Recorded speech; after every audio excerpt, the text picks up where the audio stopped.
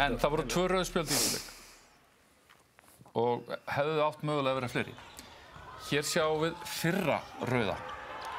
Og sko, við erum ekki að velta endilega fyrir okkur rauðaspjaldinu, heldur okkur það sem að Ívar Logi Styrmisson gerir. Þetta er rauninni 2 atvik sem gerast þarna í þessu. Það byrjar á því að Ívar Logi keyrir þarna í Árna Braga í loftinu sem er að losa hann í horn. Og svona þarna. Þetta. Hann er bara í loftinu, hann keyrir beint inn í hann með svona beinar hendur, sendingin heppnast niður í hornið og Torfi hleypur svona inn í hlaupaleiðina og fær rautt spjald. Ég er svona... Það er þungi. Já, árásin er með einhvern veginn meira þarna. Ég veit svo sem ekki alveg hvernig hefði þarna verið að setja 2 mínútur á báða leikmennina eða hver er einhvern veginn niðurstaðan?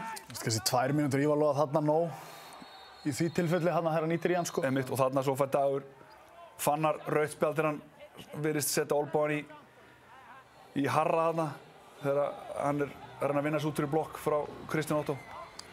Þannig að þetta er alveg svona bæði rauðspjöldin ekkert endilega vera eitthvað korrétt en þannig er hann bara mjög óheppinn, vinna sig út fyrir og virðist fara með olnbogann í andlitið. Já, er þetta ekki dæmi rautt en óheppni? Jú, þetta er akkurat þannig, já. Púra rautt en óheppni. En Ívar Logi Styrmisson, hann var ekki alveg hættur því að hann slapp hér í lokin.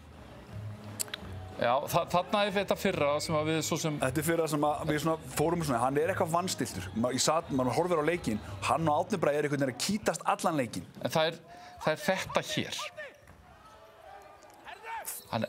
Hann sko, sjáum höndin á honum. Hægri höndin á honum. Já, hann virðist nota hægri höndina þarna og krækja einhvern veginn í löppina í hnéð þarna. Sjáum hvernig snúningin sem verður þarna Ágústi einhvern veginn við þetta. Ég ætla ekki að fara að gera honum upp eitthvað honum Ívari, en þetta lítur mjög illa út og eiginlega bara hræðilega út fyrir Ívar að slæma hendin þarna í löppina á honum. Er þetta ekki aganendamál eða?